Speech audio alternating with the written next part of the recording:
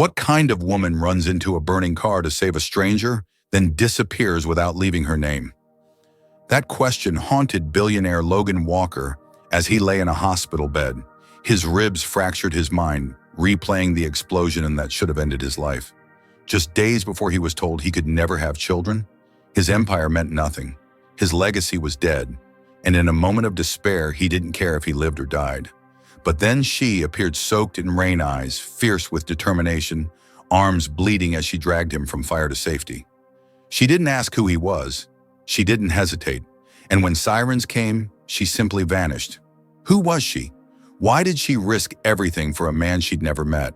What Logan didn't know was that this mysterious woman, Danielle Brooks, was fighting her own storm, single, pregnant with twins, and clinging to hope in one of Atlanta's roughest neighborhoods. He was a man with no legacy. She was a woman carrying one alone. And when their worlds collided, a secret neither of them saw coming would change everything. Stay with us, because what begins with a rescue will unravel into a battle for truth, love, and the meaning of family. A billionaire, a titan of finance, Logan had built empires from glass towers and bloodless negotiations. But none of that power mattered when the dream he cherished most, continuing his legacy, was ripped from him in a doctor's cold office in downtown Atlanta.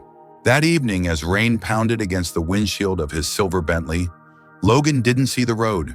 He saw his father's face, stern and sharp, saying, "Legacy is everything, son. You must leave something that endures." But now Logan couldn't. His legacy died in a sterile lab along with a part of his soul. The storm outside grew savage, a mirror of his inner chaos. Thunder roared. The wipers struggled. He sped down the freeway like a man who no longer cared if he made it home. He didn't see the curve ahead, didn't feel the tires skid, only heard the scream of metal tearing into the guardrail, and then silence. Several blocks away, Danielle Brooks, 35, was driving her aging Honda through the west end of Atlanta. Her bones ached after teaching a double shift at Booker T. Washington High. A single mother-to-be, she was exhausted but determined. Her growing belly tugged against her seatbelt, a constant reminder of the lives she was about to bring into a broken world. Suddenly, an orange glow lit up the night sky.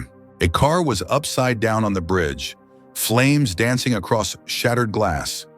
Without a second thought, Danielle slammed the brakes, jumped out barefoot in the rain, and sprinted toward the wreck. Gasoline slicked the pavement. The stench of burning plastic clawed at her lungs. Inside the vehicle, a man was unconscious, blood streaming down his face. "Hey, sir, can you hear me?" she screamed, yanking on the mangled door with a strength she didn't know she had. Her left forearm caught on the twisted frame, slicing through her jacket, but she didn't stop.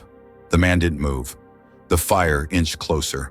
Every second felt like a countdown to death. With a final cry, Danielle pulled him out just as the flames leapt higher behind her. They crashed onto the wet asphalt. Her knees scraped. Her hands shook. Then, in the blinding heat of the explosion, she shielded his body with her own. The car ignited into a fireball. When paramedics arrived minutes later, Danielle refused to give her name. "He's alive. That's all that matters," she whispered, rain dripping from her lashes as she disappeared back into her car, her arm bleeding beneath her sleeve. The man she saved, Logan Walker, woke in a sterile hospital room to the hum of machines and the ache of broken ribs. But what haunted him most wasn't the crash, it was her. The woman with eyes that saw him, not his fortune. A woman who didn't wait for thanks, didn't ask for anything. He couldn't stop thinking about her. "Rachel," he said to his assistant the moment she entered. "Find her." Rachel Moore, always composed, raised an eyebrow. "You want me to track down a woman with no name, no face in a city of millions?" "Yes," Logan said, his voice firm.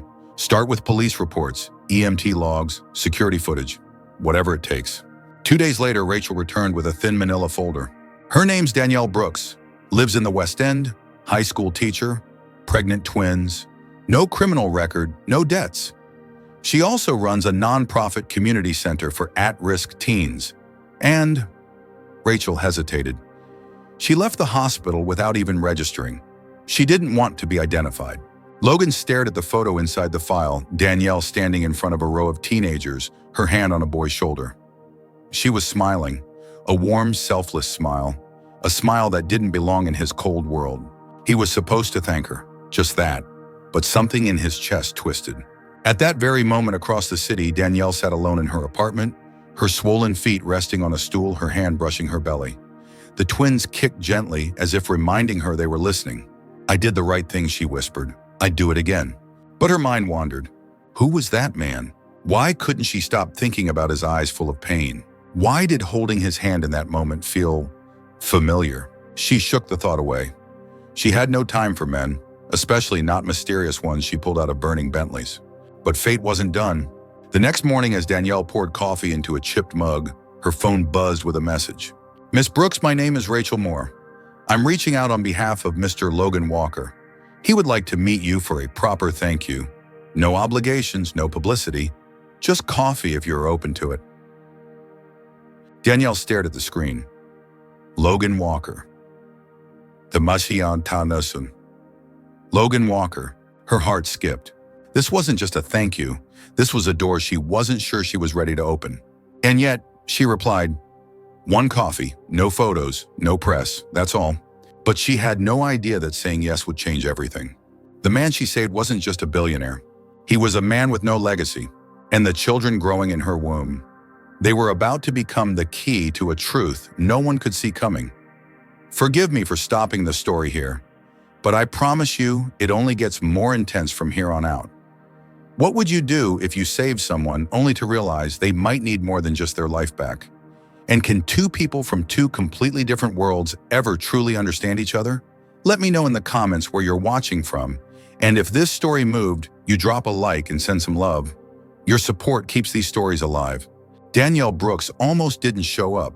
She stood outside Mama's Table, the worn neighborhood diner nestled between a barber shop and a corner store, her hand resting on her belly, as the twins kicked like they were urging her to run. She wasn't just nervous, she was terrified. What if this man didn't just want to say thank you? What if this was some twisted publicity stunt, or worse? What if he was real? She took a breath and stepped inside. There in a booth that didn't belong to someone in a custom-tailored gray suit sat Logan Walker. His shoulders were stiff, like his body didn't quite know how to fit in a place that served biscuits and gravy for $4.99. But when he saw her, something in him softened. He stood up too fast, nearly knocking over a glass of water. "Miss Brooks," he said, voice unsure for the first time in years. Danielle nodded and slid into the booth. "You're the man from the car, right?" "I'm Logan," he said, like it mattered less what his last name was. "And I owe you my life." Danielle shrugged, keeping her hands folded tightly to hide the tremble. "I just did what anyone would have done." "No," he said, leaning forward. "Not everyone runs into a burning car for a stranger." Their conversation stumbled at first. Logan, usually sharp and confident in boardrooms, seemed unsure how to talk without a script. Danielle, used to tough love and tougher days, kept her guard high. Then the cornbread arrived. Danielle smiled as the scent hit her. "My mom used to make cornbread just like this. She said food was how we stay human." Logan smiled, eyes brightening for the first time since the crash. "Your mother sounds like someone I wish I'd met. She passed when I was 12. Cancer," Danielle said quietly. "But she left me with a dream, a community center, a place where kids in my neighborhood could feel safe." Logan listened, truly listened, as Danielle spoke about the teens she mentored. Kids like Tyrese, who nearly joined a gang, but now wanted to be an architect. Every word she said lit a spark in him, a warmth he hadn't felt in years. Then her voice lowered. "There's something I should tell you," she said, taking a shaky breath. "I'm pregnant. Twins. I didn't want you to hear it from rumors." Logan blinked. "Twins." She nodded. "Their father's not around. It's just me." There was a pause, but not a cruel one. Instead, Logan leaned back, something unreadable in his eyes. Then he whispered, "I can't have children." Danielle looked up, startled. "You mean?" "I found out just days before the accident. Everything I built, all of it, and I have no legacy to pass it on to." His voice cracked. "That night I didn't care if I lived or died." Danielle reached across the table, her hand brushing his. "I'm sorry." That single touch, gentle human, made him close his eyes. He hadn't realized how long it had been since someone touched him without expectation. But outside the diner, someone watched. Across the street, hidden behind tinted windows, Troy Gibson snapped a photo with his phone. The caption he typed was simple: "Pregnant school teacher meets billionaire. Guess who's back in her life?" Then he smiled coldly and hit send. The next morning, the headline screamed across local gossip blogs: "Billionaire Logan Walker spotted having dinner with pregnant teacher from the West End." Rumors exploded. Was she carrying his child? Was it a scandal? Was she seducing him for money? Danielle woke up to her phone buzzing nonstop. Her inbox flooded with hateful comments. Photos from the diner taken without her knowledge were everywhere. She hadn't even touched her coffee yet, and the world was already accusing her of digging for gold. That same moment, Logan stood in the offices of Walker Financial Group, reading the headlines with growing fury. Rachel Moore burst into the room. This came from somewhere inside. Someone tipped them off. And she hesitated. Troy Gibson, he's resurfaced.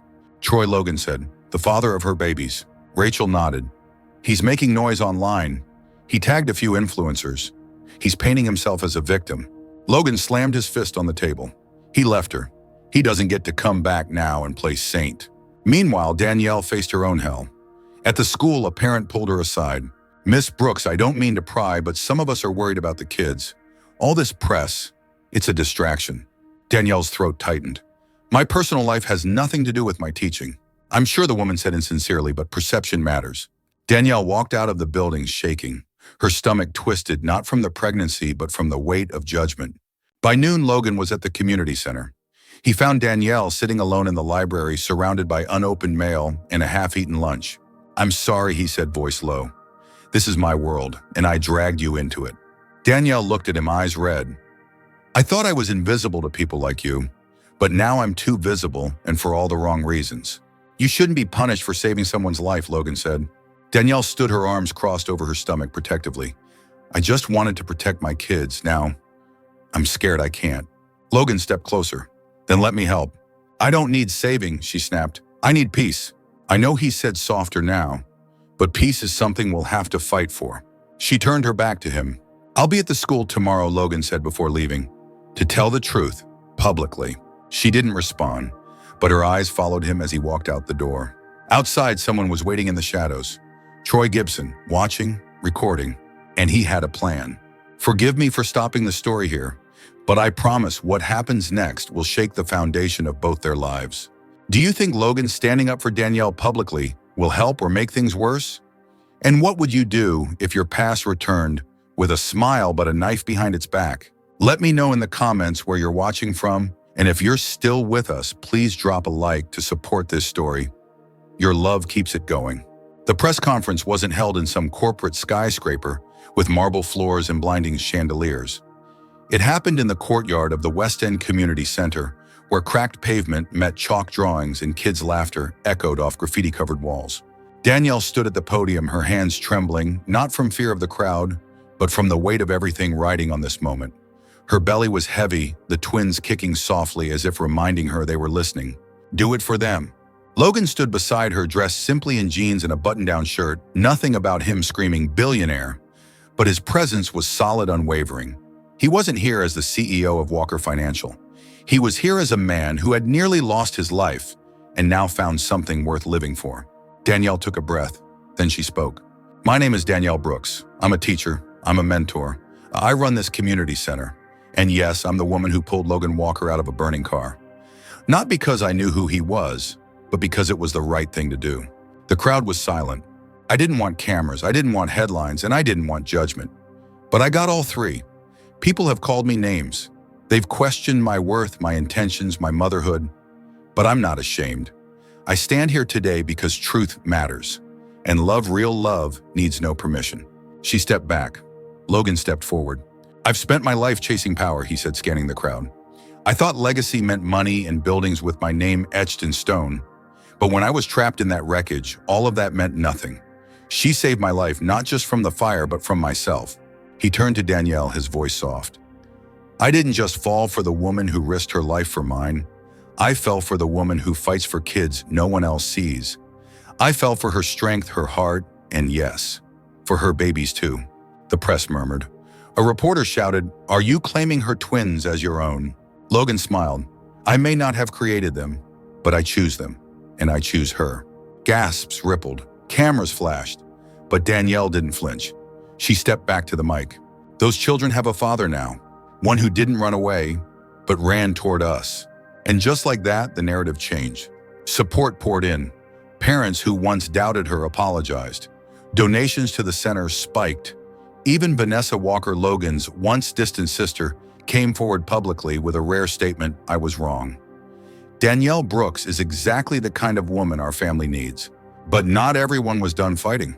Troy Gibson filed a lawsuit for custody armed with doctored documents and tabloid spin. His claim that Danielle was unfit and that Logan was trying to buy her children.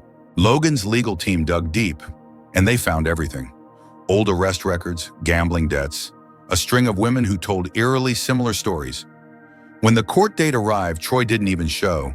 He was arrested that same morning for unrelated fraud charges. The judge dismissed the case. Logan and Danielle were free. Weeks later, Danielle gave birth to two beautiful baby girls, Zoe and Maya. Logan never left her side. He held her hand through every contraction, whispered encouragement when her body shook with exhaustion, and cried when the first cries filled the delivery room. They weren't his by blood, but they were his in every other way that mattered. 1 year later, the West End Community Center celebrated Zoe and Maya's first birthday with a backyard cookout. Sunlight bathed the garden where laughter and music replaced old whispers. Children played tag while neighbors brought casseroles and cornbread. Danielle stood under a string of paper lanterns holding Maya in her arms. Zoe toddled toward the cake table where Logan waited with a goofy grin and a frosting-streaked apron. He looked ridiculous and perfect. Danielle walked over, kissed his cheek, and whispered, "Ready." He nodded. Logan stepped onto the small wooden stage, took a breath, then dropped to one knee. "Danielle Brooks," he said, holding up a small velvet box, "you've given me more than I ever dreamed. A family, a future, a reason to be a better man. Will you marry me?" The crowd held its breath. Danielle's eyes filled with tears. She looked at Zoe, then Maya, then back at the man kneeling before her. "Yes," she whispered. "Yes, Logan, 1,000 times yes." Cheers erupted. Children clapped. Tyrese Carter, now a freshman in engineering school thanks to the new Elaine Brooks scholarship, wiped his eyes and shouted about time. But perhaps the most moving moment came when Miss Dorothy, the elder matriarch of the neighborhood, hugged Danielle and whispered, "Your mother would be proud." As the sun dipped below the Atlanta skyline, Logan, Danielle, and their daughter sat on a bench outside the center, wrapped in a blanket, watching the lanterns flicker. Logan took Danielle's hand and said, "I thought I lost my legacy, but now I see. This is it." She leaned her head on his shoulder. "And it's more than enough." Because sometimes family isn't about blood, it's about choice. It's about standing in the fire with someone and choosing them again and again. Thank you for staying with us through this journey. Forgive me for ending the story here, but now it's your turn to reflect. If you had one chance to rewrite what legacy means to you, what would it be? And do you believe love can be chosen even when the world says you don't belong together? What did you think of this story? Comment 1 if you didn't love it, 2 if it felt okay, and 3 if it truly touched your heart. Tell me what country you're watching from, and if this story moved you, please give it a like, share it with someone who needs it, and help us spread stories that matter.